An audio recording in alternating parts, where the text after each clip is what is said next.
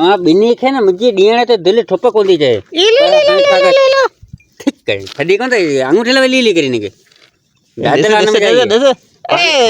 ये तो शिकल वे ने थडी ने तुझो केड़ो कम बाबा छतो थई या माइटन जा तो जा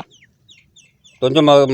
मसालो जो बुधाय बाबा तू छडी ने सो तो छाला खणी तो छाला बाबा मु कुर्बानी वाला वर्तन व्यापार पे करे ने बाबा व्यापार पे करे हाने तो व्यापारी थी वई हाँ ना व्यापारी तो बियो कम धंधो थिए कोन तो व्यापार में वडो मजो आ वडा वडा धक्कन व्यापार में पैसा कमाए दे हां पैसा कमाए तो नोट कमाना ना बाबा हां हिनी साइड दिल में लगी वे आ दिल लगी तो पेरी तो जो ग्राहक आउ था तो मुख बुदा केड़े सा में गेटो केड़े सा में दिने मुखे बाबा घेटो 50,000 जो हां तोखा वठनो तो 42,000 ही 60,000 जो 42 ना ही 60 रुपया घट ना ये 60,000 ना ये ना 42 सही आ तो 40 दिनो 40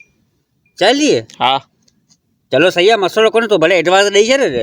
डीण तो दिल में कोनी चवे एडवांस के ना वडे प्यार सा सांजो डीण तो दिल कोनी चवे पर हां छा करे कुर्बानी आ कुर्बान तो करना पोंदा डीणा पोंदा एडवांस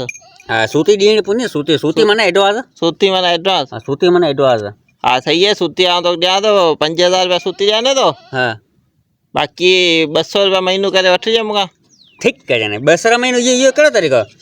छो मोटरसाइकिल किस्ते ते मिली सकन थियूं गाड़ियों किस्ते ते मिली सकन थियूं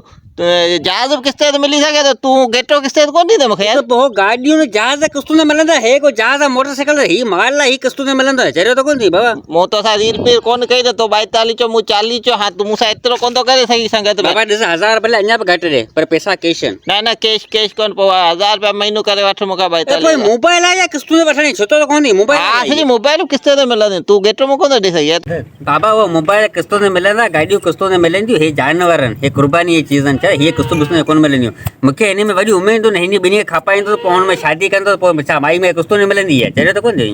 या शादी तो कई दा तू गोट थी तो मुंह पे डिठो अला कंदो माई कोन मिलंदी है ठीक कर अंदर दुआओं ने बदवाओं तो ने ले खुदा जी मारे भाई छेला के किस्तों ने मिलंदा या